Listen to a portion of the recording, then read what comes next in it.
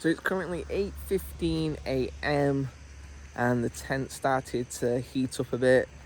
One mistake I did make is I've not bought a sleeping bag because I thought it would be too warm. I thought I'd just kick it off. I wouldn't need it, but the temperature kept dropping last night. It wasn't cold, but because I'm so used to a duvet every night, I felt quite lost without one, like not having something on me.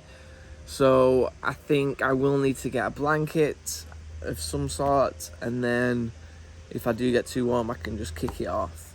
So I'll get washed, I'll get changed, pack my things, see if I can get this tent back in the bag, and then drive on down to Phatthalung.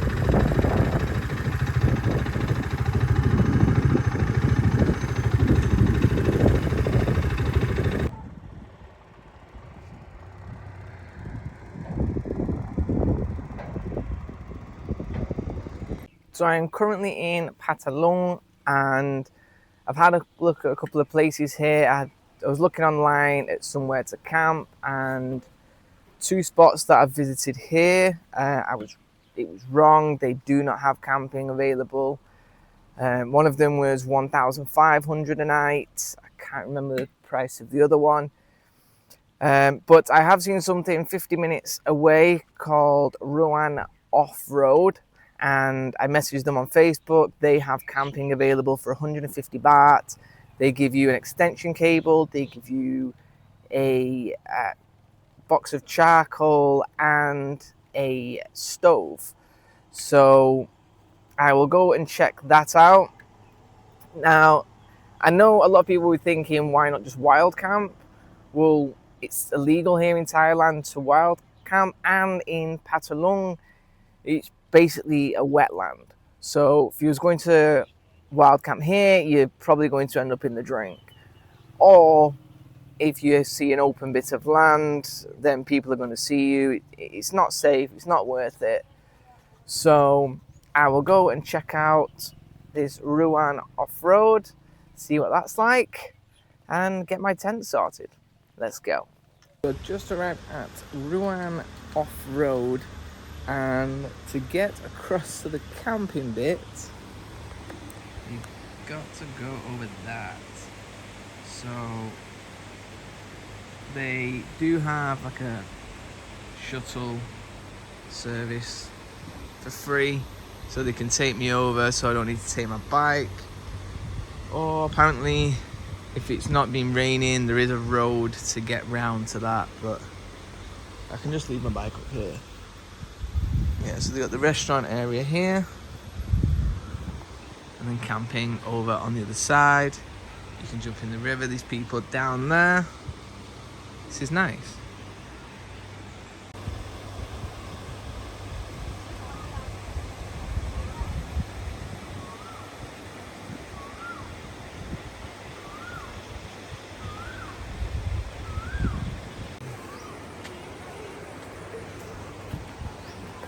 I'm gonna take a boat.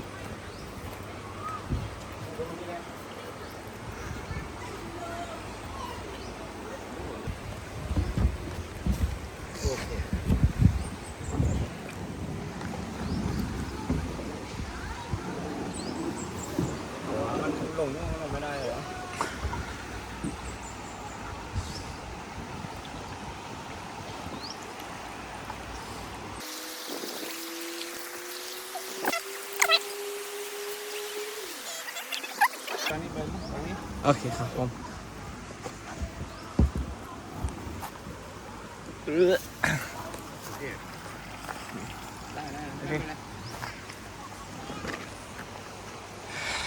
It's So he's gonna take my stuff back around there, and I'll meet him up here somewhere. Alright, so there's some open grass here so you can camp yourself. We got plugs. Ah, and that's the toilets over there, that's cool. Here he is. Nice.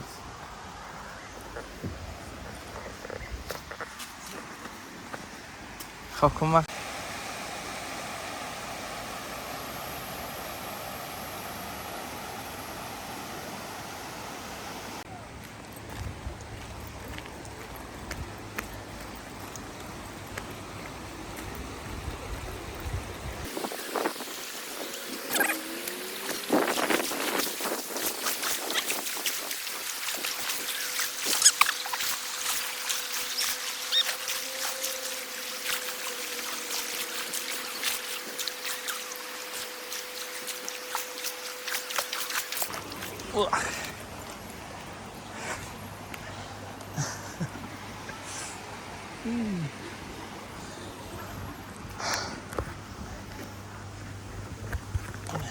So it almost felt like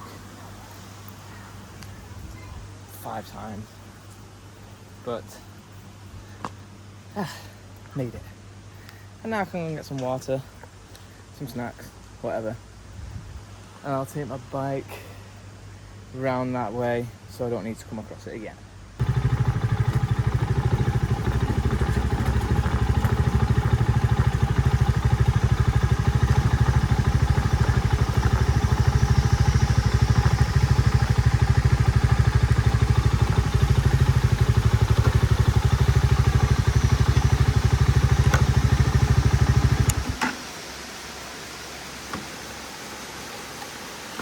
So that was a nice little ride back from 7-Eleven. I'm so glad I've got this bike. If I had a scooter, I would not have been doing that. But got a chicken tikka from 7-Eleven, got some snacks. Chicken tikka, definitely an underrated meal from 7-Eleven. So I'm going to chill on this lounger that they've kindly lent me. Chill on here for a bit, have some snacks before going to bed. And then tomorrow, only down the road from here, there is a white water rafting in kayaks. There's a place that do that, so I'll go check that out, go see some other spots. So join me for that tomorrow.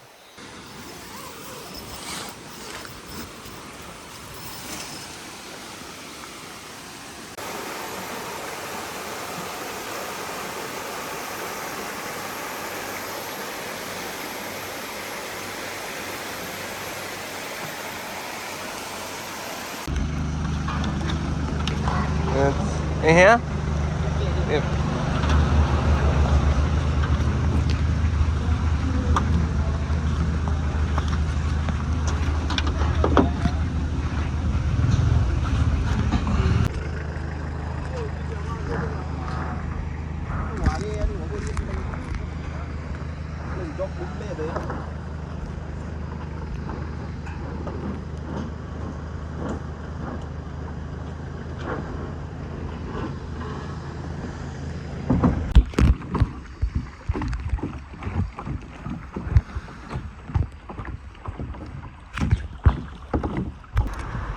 So that's why I just came down.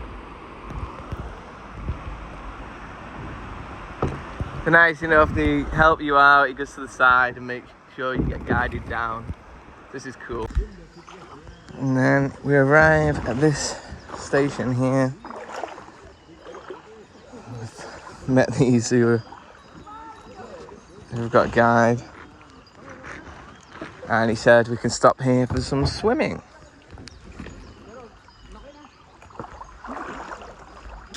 I'm not sure. Now we're at the finish line.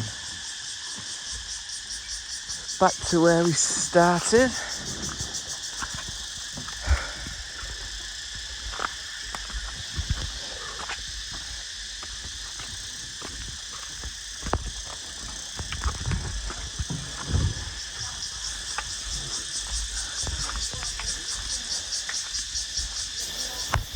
So I've just got back from Nanmadang bamboo rafts. I believe that's how you pronounce it.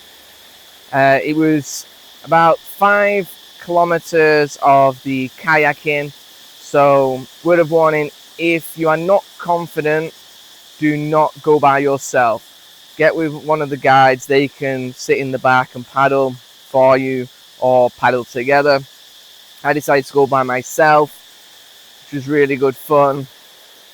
And 400 baht, definitely worth it. Definitely a lot of fun. It's tiring. And on the way back, because you're going through all the rivers, basically passing through this type of stuff, there were so many campsites, so you're not sure for camping in this area. Now I'm going to just get washed up, get changed, get some food, and then I'm going to head on to Khao Ok Talu mountain. So seen a mountain online. Apparently it's 1,000 steps up, and then you can use like a rope to climb the rest of the way, and you can see the entire of Phatthalung. So I'll go check that out. A lot of exercise today, but it should be a fun one. So join me for that.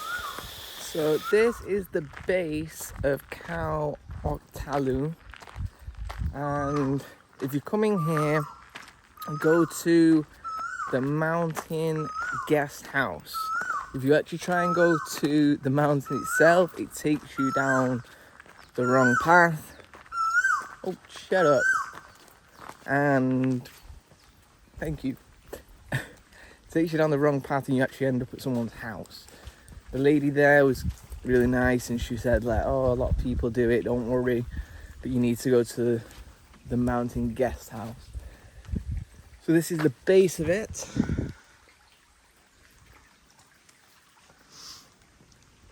Apparently there are 1,000 steps,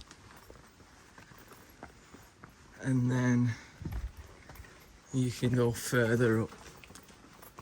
But the guy I was speaking to then at the bottom, at the guest house, he said you got to be quite fit to climb like the extra bit, because you've got to grab onto a rope and that pulls you up. Like you pull yourself up with the rope, should I say. So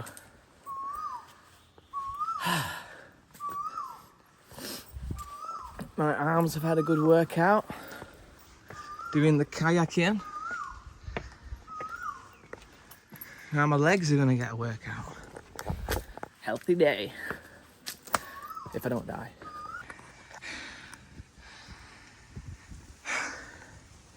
So it comes right the way across here, and then you go up pretty high up, so you don't want to fall.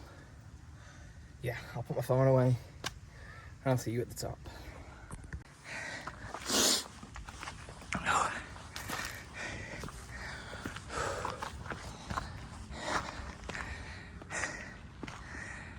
Yeah.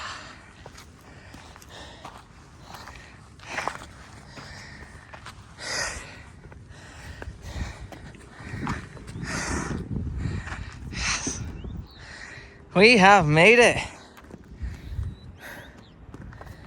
Unless you're crazy, not scared of heights, have good footwear and confident climbing, don't do that. That was nuts. Going down it is going to be a nightmare, but it was fun.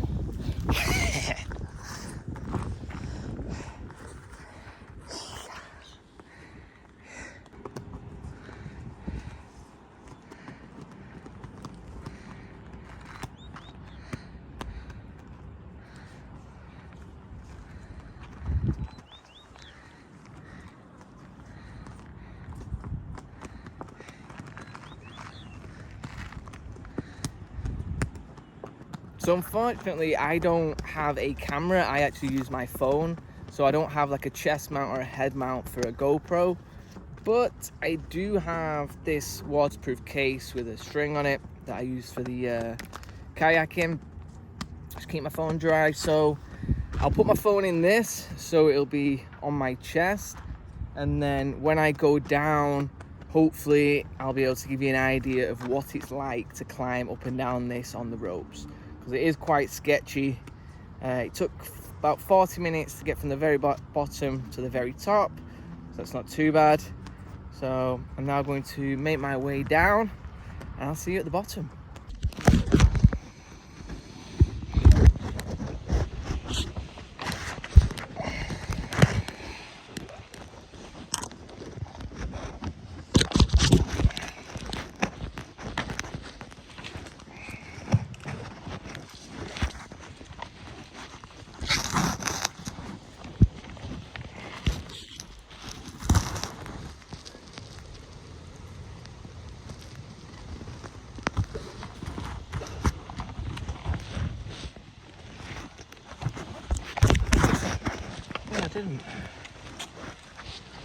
I didn't come this way.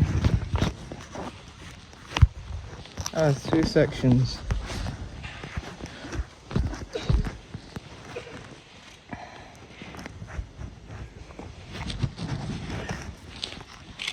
So I had to come back a different way.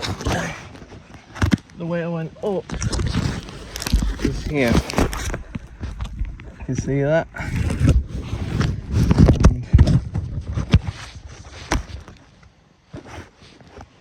Somehow I missed it. I came a different way.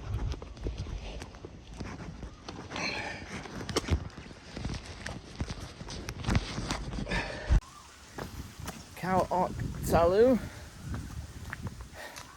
Completed it, mate. Back down at the bottom. Had a look at my health app. It says that I've done 6,000 steps today. So, nice, healthy day. I wish I'd used my Strava app though, because that has like hiking on it and running. It says how far you've done and stuff, so that would have been cool to see. And I have just noticed, usually when I drive my bike, I have long sleeves, have my gloves, have tracksuit pants. That stops me from getting burnt. Driving here, I had long sleeves, didn't wear my gloves, so got some burns on my hands, and because I'm wearing shorts, my knees are also burnt. Yeah, really be careful. Really be careful if you're driving around in Thailand. You can get burnt very, very quickly. And that was a 50-minute drive. So I'm going to head back down here. Going to get my bike. I'm gonna go and get something to drink, something to eat. Apparently there's a market near like a train station night market. So I'll go check that out, and then I'll head back later on to go to sleep. So tomorrow I'll get up nice and early. I'll head to the bridge here. There's a nice bridge, it should be good for sunrise, and then I will head back home to Surat Thani. So join me for the morning.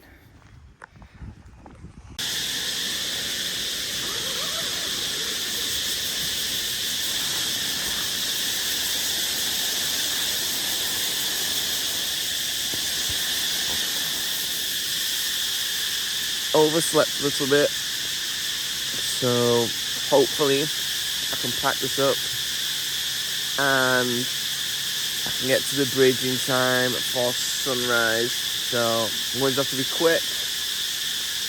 Let's see if we can get there. So unfortunately I've definitely missed the sunrise. It's already coming up and the bridge is like 50 minutes away. But I'm still going to go there before heading back to Surat. So let's get out of here.